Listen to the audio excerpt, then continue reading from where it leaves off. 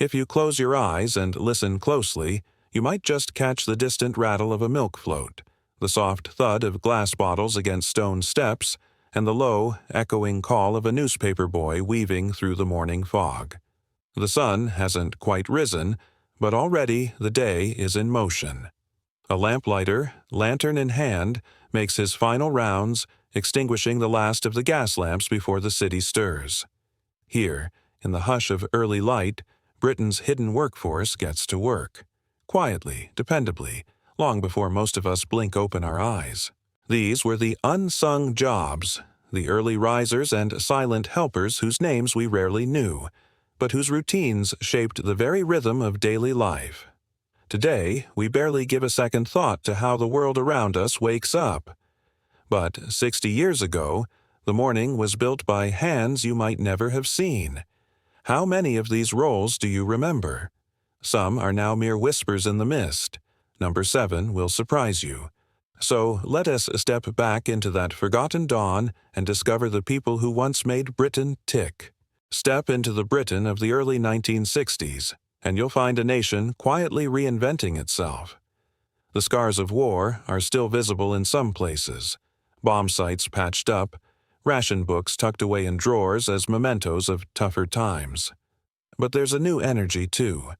Industries roar back to life. Coal smoke curling from chimneys, factory horns sounding the day's rhythm. High streets are bustling with shops, bakeries, and pubs, each woven tightly into the fabric of the local community. There are no computers humming in the background, no smartphones to ping reminders, and certainly no apps to summon help at the tap of a screen. Instead, people relied on people. The milkman wasn't just a delivery man. He was a familiar face, a morning greeting, and sometimes the only neighbor some folks saw all day. The lamplighter's steady hand guided children home at dusk. In villages and towns, jobs sprang up not just out of economic necessity, but from tradition and even peculiar old regulations, like the knocker-upper, paid to wake factory workers before alarm clocks were common. It was a world where human effort filled every gap that modern automation now smooths over. Everyday life depended on these small, often invisible acts of service, quiet exchanges and routines that built trust, continuity, and belonging. Some roles seem odd now, almost whimsical in hindsight, but each was once essential. To understand how our streets came alive, you have to meet the people who kept them turning. There's a quiet pride in work that few noticed but everyone relied on. Walk with me down a 1960s street and you'll meet the men and women whose jobs, now faded from memory, once shaped the backbone of British life. First, the lamplighter. Imagine a chilly dusk, streetlights standing like sentinels, waiting for the reassuring flick of a long pole. The lamplighter, usually in cap and heavy coat, moved from lamp to lamp, coaxing warm pools of gaslight from the gloom. For many, his appearance signaled safety. Children heading home, shopkeepers locking up, couples pausing for a word under the orange glow. The job vanished almost overnight as electricity crept into every corner, leaving only stories and a handful of relics. As dawn crept in, the knocker-upper took over. Before alarm clocks were affordable, these early risers patrolled rows of terraced houses, armed with long canes or even pea-shooters, tapping on bedroom windows to rouse factory workers. For a few pence a week, you'd be sure never to oversleep. Today, it's hard to picture paying someone to wake you up when our phones buzz us awake. Yet once, missing a shift could mean losing a week's wage. Then there was the ice delivery man, strong-backed and brisk, lugging glistening blocks from horse-drawn carts. The sound of tongs clanking against ice, the shock of cold air as your block was delivered for a shilling, kept food fresh before fridges were commonplace. The coming of cheap refrigeration melted this roll away, but for a time, ice was as precious as gold. Listen for the cry. Any old iron? The unmistakable call of the rag-and-bone man. With a horse and cart or battered lorry, he trawled the streets collecting scrap, rags, and bones in exchange for a few coins, or, for children, a goldfish in a jam jar. The smell of old sacks and engine oil hung in the air as neighbors bartered. When council waste collection and recycling grew, this odd barter economy simply faded, taking its unique charm with it. Step inside a grand department store and you'd find the lift operator, always smartly dressed, white gloves at the ready. Their rhythmic chant, "First floor, ladies' wear, second floor, haberdashery," was a comforting soundtrack for shoppers navigating towering buildings. Once lifts went self-service, this small grace note in daily life was lost. Pick up the phone and you'd likely hear the steady, clipped tones of the switchboard girl, deftly connecting calls with flying fingers and a tangle of cords. "Connecting you now, love," she'd say, ensuring messages made it through. Now, with digital switching and mobile phones, the art of the personal connection is almost forgotten. Were you one of those voices behind the scenes? Coalmen were the muscle of winter. Covered in soot, muscles rippling beneath woolen shirts, they hoisted sacks of coal onto shoulders, trudging up back alleys and through narrow doors.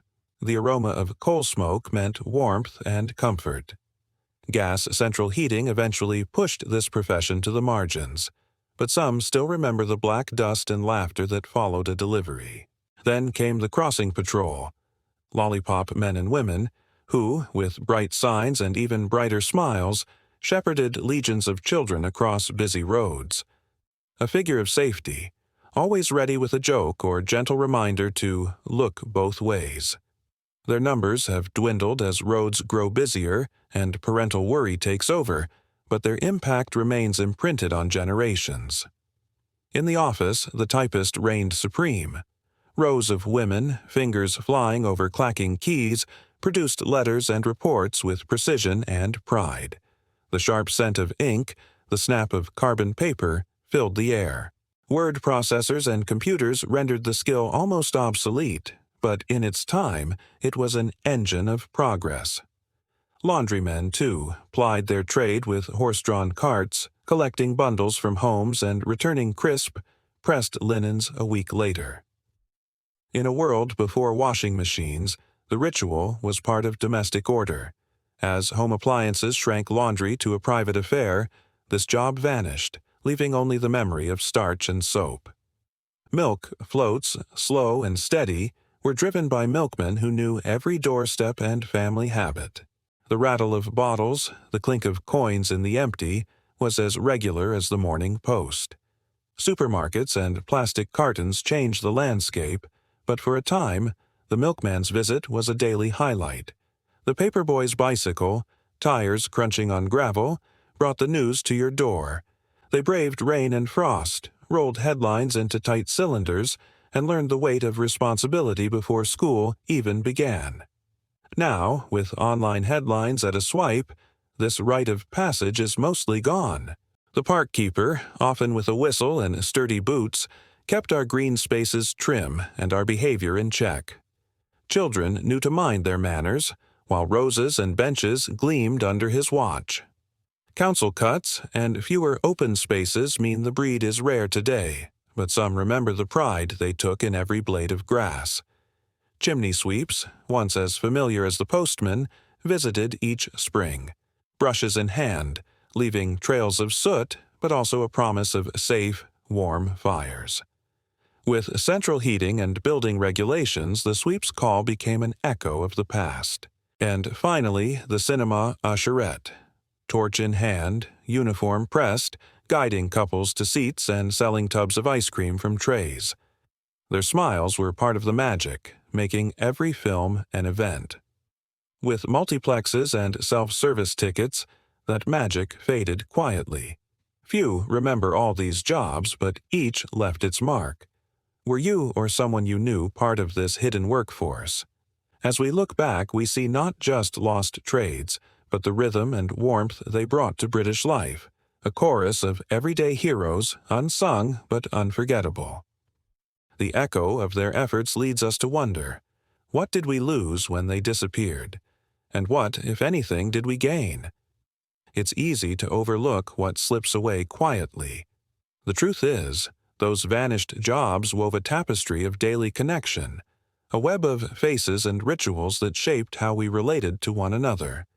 There was the milkman, always ready with a cheery "morning" and perhaps a bit of gossip about the neighbors down the lane.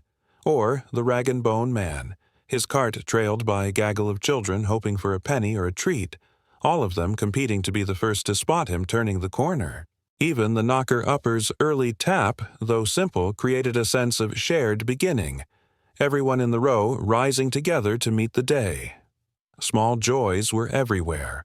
A warm loaf dropped by the baker, a freshly pressed shirt from the laundryman, the adventure of following the park keeper as he tended the flower beds. Even the Coleman's heavy footsteps brought a sense of security as winter closed in. These jobs, ordinary as they were, shaped a rhythm of life that made communities feel close-knit and safe, built on little exchanges and favors repaid. But with their disappearance, something changed. Life grew quicker, quieter, and sometimes a little lonelier. We gained convenience and efficiency, there's no denying that, but lost many of those tiny moments of contact and trust. What about you? Which jobs from your childhood do you remember most fondly, and do you ever miss the world they created? Today, life moves at the tap of a screen. Groceries ordered in seconds, a parcel tracked from depot to door, even a friendly voice replaced by automated replies. Delivery apps have swept in where the milkman once lingered on the doorstep, and self-checkouts hum where the local grocer once stood. We're surrounded by convenience and choice, but it's hard not to wonder what slipped through the cracks. The warmth of a familiar face, the trust built over years, the laughter and little favors exchanged. These are harder to automate and perhaps impossible to replace. Progress brings speed and freedom, but has it also left us a little more isolated? We gained the world at our fingertips, but maybe lost something quietly precious along the way. Which moments and faces do you remember from a world that's fading? Share your stories, because every memory keeps the past alive.